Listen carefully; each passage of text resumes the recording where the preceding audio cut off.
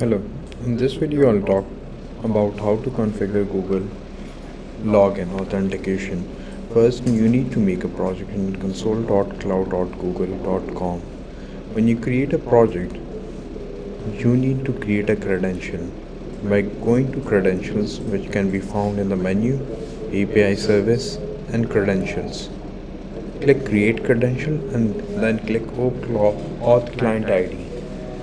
After clicking that, you will need to configure the OAuth consent screen first.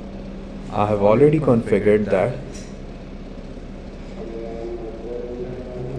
but you need to go through it, in which you need to enter your domain name and everything that is required.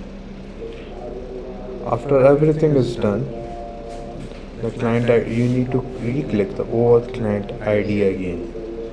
It will prompt you to enter what sort of application you want to build. Since this is a cross-platform solution, so you can select web, Android and iOS. You need to create 2 credentials for each platform. Since in development environment you have different ID and for production environment you need to have different ID. So going through it one by one, you'll get an idea how to set your application. Let's go through Expo Go Proxy. This is for development purposes when you're locally developing your application, locally running your application. In the URI, the change that you need to make is enter this URI in the client ID that you have been given.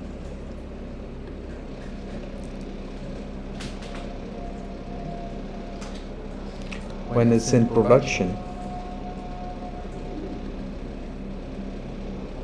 you can enter your own domain name with a different client ID, which can be found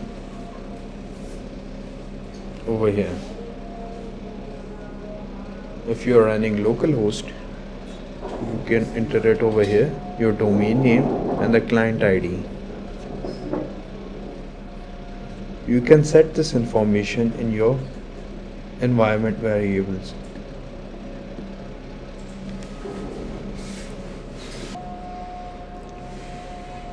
In the web app, you have different environments: development, production and staging. In the development environment, you need to paste your Google client ID over here if it's in Expo. Then for production, if you have made a production key, you need to enter it here. Same for staging. So you can add multiple keys. Now going through Android and iOS.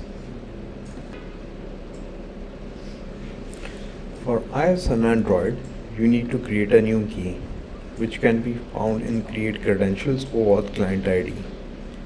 As we said before, for development environment, you need to create 2 keys for each one.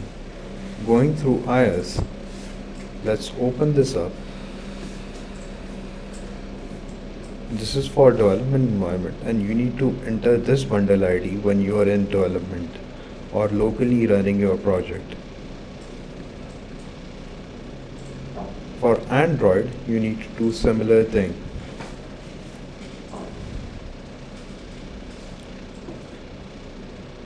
You need to enter your package name given over here and the client ID provided to you. Later on, I'll tell you how to add this in the project, this client ID. In the next video, I'll tell you how to generate SHA-1 certificate fingerprint as well.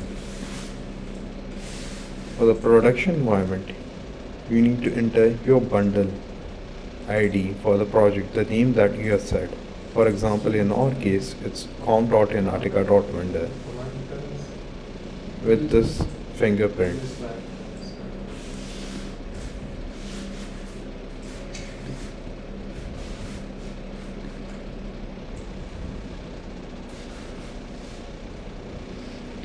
For the iOS, we have a different bundle ID. For example, com.enatega.vendor with a different client ID. Now I'll tell you how to put this into your project. Over here, I'm going to walk you through how to put those client IDs in your project. In the customer app, we have separated by making different environments. For example, development, staging, and production. The as client ID dash Google will have the key which you have generated for the IaaS for the Expo environment. Similarly, for the Android client ID Google in the development environment, you'll need to enter the key which you generated for the Android for Expo environment. Expo client ID will be the key which you generated for the web in Expo environment. You can make different keys for staging and production as well, but we have the same keys. For the IaaS client ID Google, you need to enter the key for the IaaS client in the production environment. And for the Android, you need to enter the key that you made for the production environment. Expo client ID can be the key for both staging and production, the key that you created when you wanted to make a web application in Expo environment. After making those changes, your Google authentication will work. In the next video, I'll show you how to generate an SHA fingerprint.